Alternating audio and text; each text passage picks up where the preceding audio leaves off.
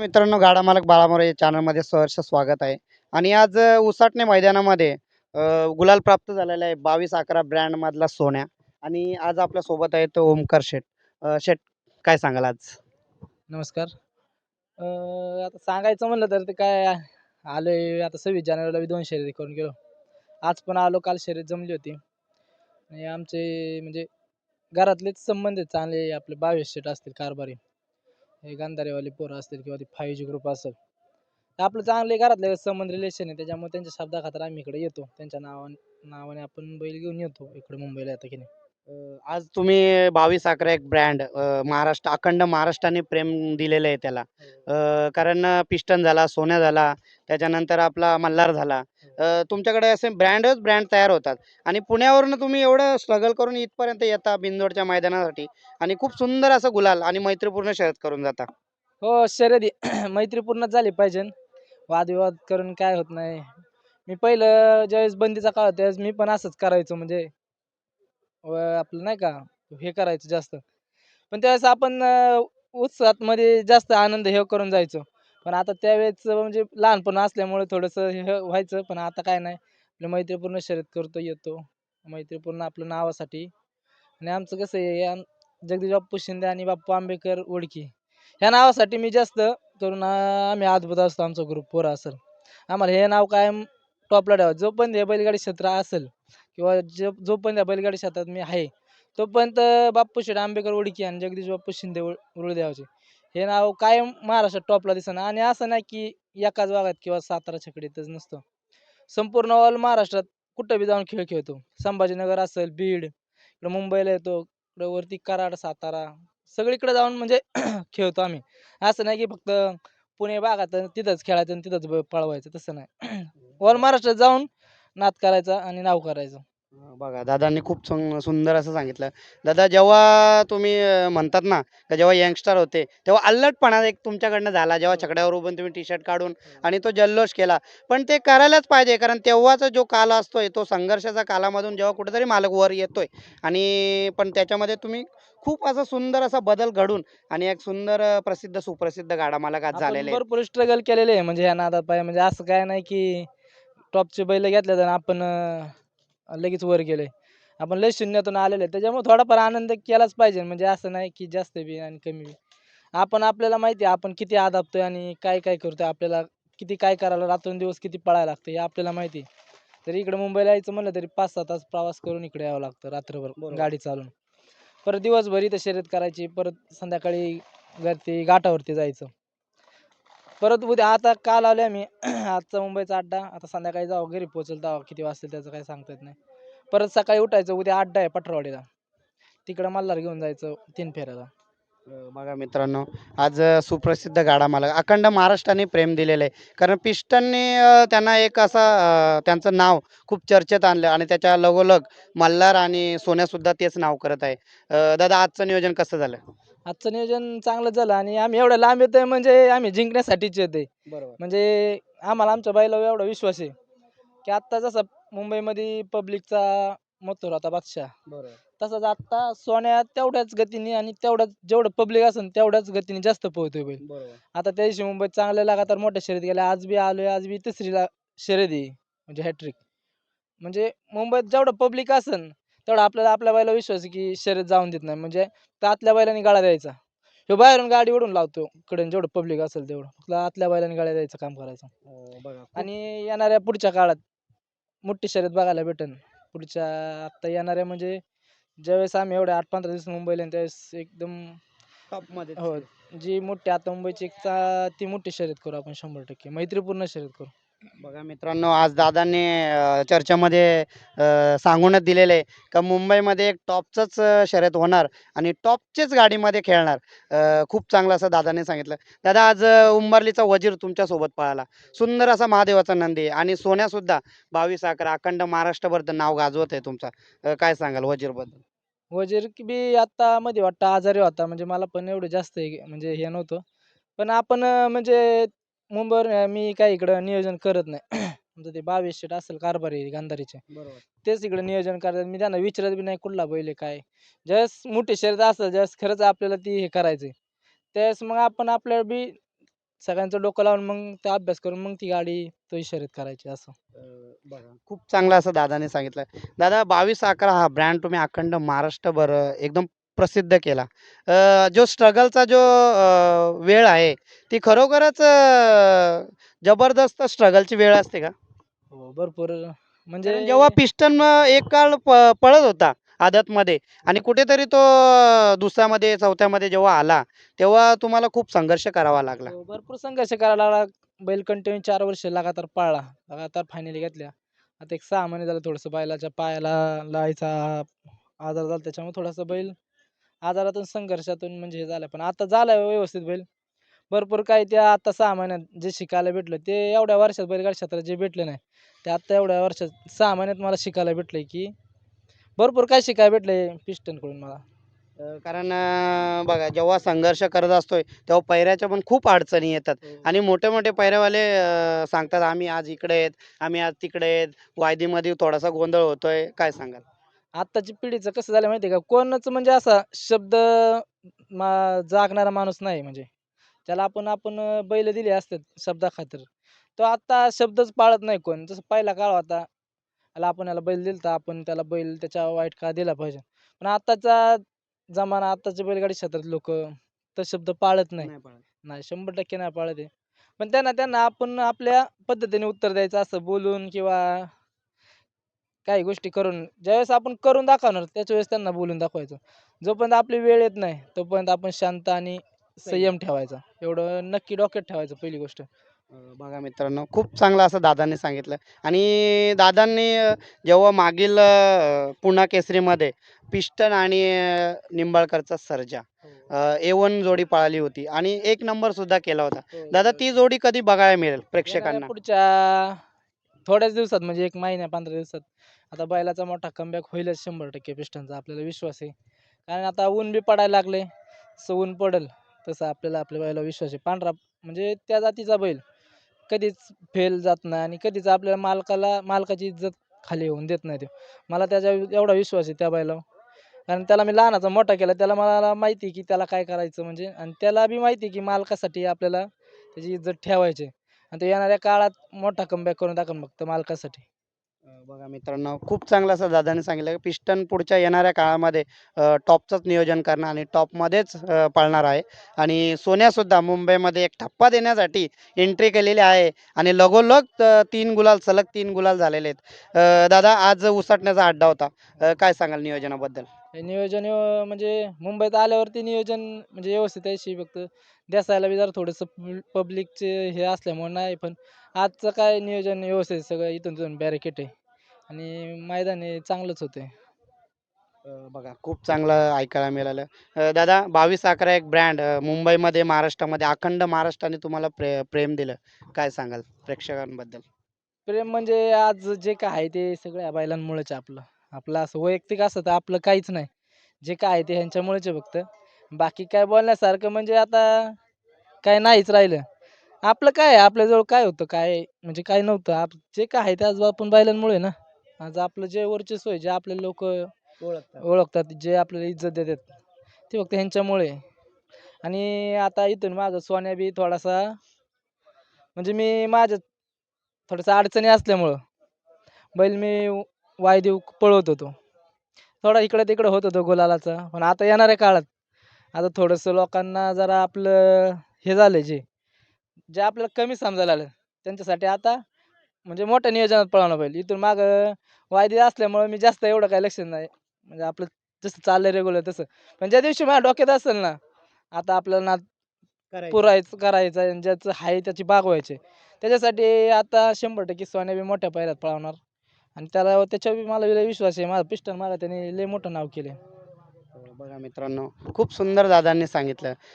दादा सोन्यासुद्धा तुम्ही खूप चांगला असा महादेवाचा नंदी कारण लगोलग पिस्टनच्या नंतर सोन्यासुद्धा तुमचं नाव अखंड महाराष्ट्रामध्ये करतोय. हो. तो सोन्या मागं, पिस्टनच्या मागं म्हणजे बरेच जणांना लोकांना 4-4, 6-6 वर्ष बैल लागली नाही. एक बैल झाल्यानंतर. आपल्याला एका बैलामागं लगेच 2-2 बैल सोन्या आहे. सोन्यामागं आपला बारका मल्हार आहे. म्हणजे असं नाही की हलक्या पायऱ्यात पळतात किंवा गुलाल नाही. म्हणजे मोठ्याच नियोजन टॉपमध्येच पळतात कंटिन्यू. असं नाही कधी की गेलोय मार खाल्लोय असं नाही. आणि मी खोटं नाही बोलत. आता पण जेवढं आपल्याला म्हणजे ह्याच्यामध्ये पिस्टनचा संघर्षाचा काळ होता मध्ये बैल.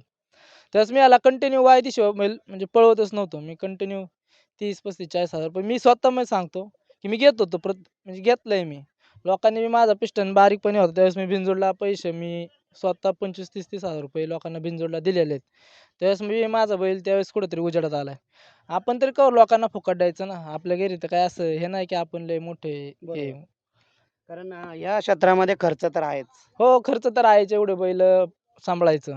म्हणजे सोपं काम नाही की फुकट कुठली गोष्ट होत नाही किंवा काही घडत नाही. प्रत्येक त्यांना सगळं लागते. त्यांना आज कमीत कमी 3 बैल म्हणले तर 10-10 सकाळचं संध्याकाळचं 10 लिटर दूध लागते. रतीब आहेत, खाणं-पिणं आहे. त्याच्यामुळं म्हणजे बैल आपण आपल्या हे आपल्याला बी आहे ना. आहे बरोबर, खर्च हो, आहे. खर्च आहे ना.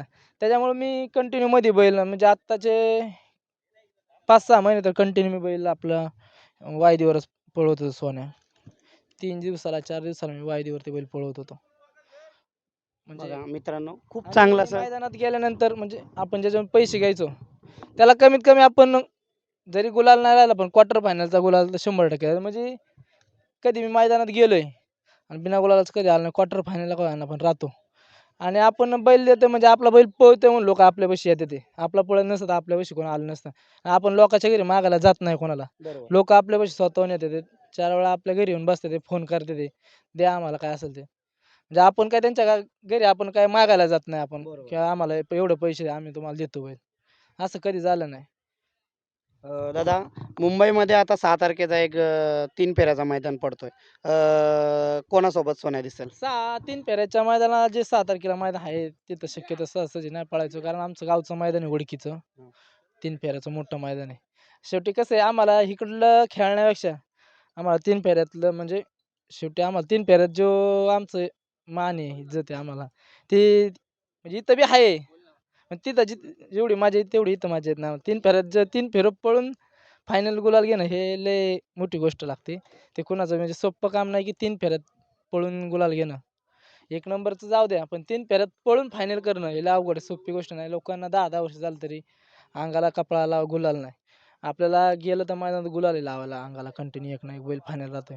लोकांची परिस्थिती बघा, बऱ्याच जणांची परिस्थिती बघतोय मी रोज आणि रोज मैदान आहे मी असं नाही. 2 दिवसाला, 3 दिवसाला प्रत्येक अड्ड्याला आहे मी. मी लोकांची बऱ्याच जणांची परिस्थिती बघतोय आज. म्हणजे माझ्या डोळ्याने आणि त्यांना गुलाल नाही लावायला अंगाला साधा कपडा येतात मैदानात कधी-कधी गटालाच मार खाऊन जातात आणि मला माहिती आहे खर्च आज मैदानाला किती होतो जायचा. आपल्याला कमीत कमी लांब जायचं म्हणलं 3,000-4,000 डिझेल आपल्या गाड्या आहेत घरच्या म्हणून ठीक आहे. पोरं आहेत आपल्याला ड्रायव्हर आहे घरचा म्हणून. आपल्याला 5,000-6,000 रुपये खर्च होतो लांब जायचं म्हणलं जवळ जायचं असेल 3,000-4,000 रुपये. पण आता बाकीच्यांची परिस्थिती बघतोय गाडी भाड्याची, ड्रायव्हर, सोडणारा-धरणारा सगळ्यांना पैसे द्यावं लागतं. लय अवघड झाले या नादात नादात काय करणं हे सोपं काम नाही राहिलं म्हणजे बघतो मी माझ्या स्वतःच्या डोळ्याने. फक्त खर्चच. हो, फक्त खर्च या नादात करायचं असेल तर पैसे पाहिजे या नादाला. बरोबर. पैशाशिवाय काय ना काहीच आता. नाही. हो, 100%. साधा सोपा नाद राहिलाच नाही. साधा सोप्पा नाद राहिलाच ना. पैशाशिवाय नादच नाही राहिला. ज्याच्याकडे पैसे आणि आताच्या या हे बैलगाडी क्षेत्रात नवीन युवा पिढी लय उतरले. त्याच्यामुळं खेळ अजूनच बिघडत चाललाय आणि चांगल्या वळणावरती नाही राहिला खेळ. म्हणजे चालू आहे चांगली मैदानं जोपर्यंत कमिटी येत नाही. आमच्या सातारा छकड्यात जोपर्यंत आमची कमिटी येत नाही तोपर्यंत मैदानं काय नीट होतील म्हणून वाटत नाही. पण आता ज्यावेळेस कमिटी येईल मैदान उतरेल त्यावेळेस चांगली मैदान होतील. बघा. आता बी चांगलीच मैदान चालू आहे असं नाही. हं. कमिटी असल्यावर अजून फायदा पडतो, की मैदान कुठल्या बी गेलं तरी भीती वाटत नाही, की आपला निकाल बरोबर. जस्ट अन्याय निकाल, जिथं निकाल. हो, निकालच भेटणार 100%. अ, तुम्ही आज एवढे सुंदर असे महादेवाचे नंदी घडवता. काही मागणी आली होती का? हो, आपल्याला गेल्या वर्षी मागणी आली होती 61 लाख रुपयाला गेल्या वर्षी सोन्या मागितला होता मला. त्यावेळेस आपण म्हणजे द्यायचं आपण एकदा बैल घेतला, की आपण द्यायचा आपल्या डोक्यात हा विचार नसतोच. आता पण माझा तिसरा बैल पण बरंच पिस्टन बी मला त्यावेळेस मागितला होता 71 लाख रुपयाला. आता ते शेठ नाही आहेत. त्यांनी मागितला होता मला.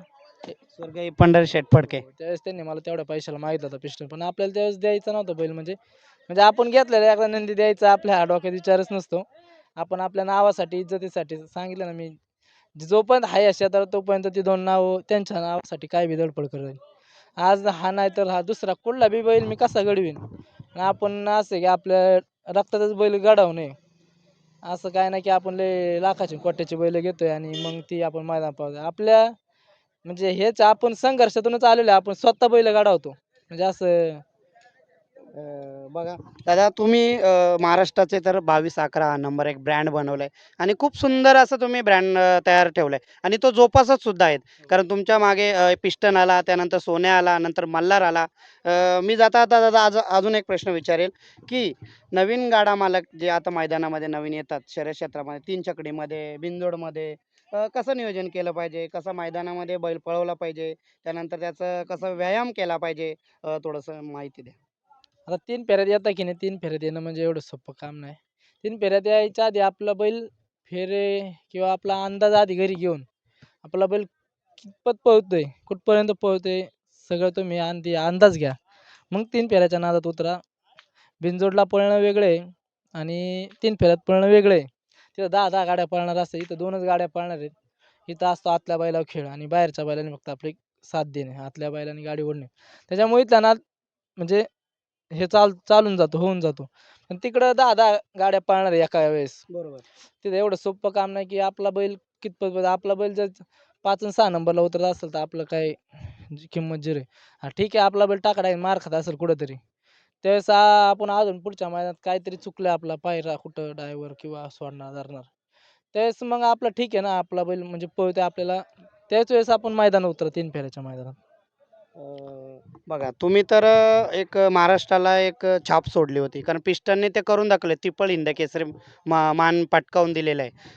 आणि जे लोकं नवीन-नवीन खोंड घेतात, कशाप्रकारे त्यांना बनवलं पाहिजे? सराव कसा झाला पाहिजे? घरीच काय फेऱ्या-बिऱ्या टाकणे, थोडासा अवताला वगैरे आपलं हाणणे. आता मी ज्यावेळेस माझा बैल ज्यावेळेस थोडासा कधी मला वाटलं कमी पळतो. आज जर बैल कमी पळाला तर उद्या दुसऱ्या दिवशी जाऊन घरी आपल्या अवताला हाणणे कुळवाला. 100% मी बैल घरी जाऊन हाणतो. म्हणजे सगळीच बैलं पिस्टन असन, सोन्या असन, मल्हार असन. आता कालच हा बैल मी अवताला हाणलाय. शर्यत काल दुपारनंतर जमली. काल सकाळी मी अवताला बैल आणला. तरी आज म्हणजे जेवढं मी असं अवताला हाणन ना तेवढा मला जास्त विश्वास येतो, की अजून बैल आपला जास्त पळणार. त्या जास्त शिरा मोकळ्या होऊन जाते बरोबर, जेवढा अवताला वगैरे हाणन तेवढं असं. बरोबर. बरं म्हणजे आपल्याला त्या जेवढं अवताला हाणन तेवढा आपल्याला जास्त फायदा पडतो बैलांचा एवढं. बघा मित्रांनो, आज आपल्यासोबत ओमकार शेठ, एक अखंड महाराष्ट्रामध्ये सुप्रसिद्ध गाडा मालक आणि ट्रिपल हिंद केसरी त्यांनी पिस्टन घडवला, सोन्या घडवला आणि मल्हारसुद्धा आता घडवलेच आहे.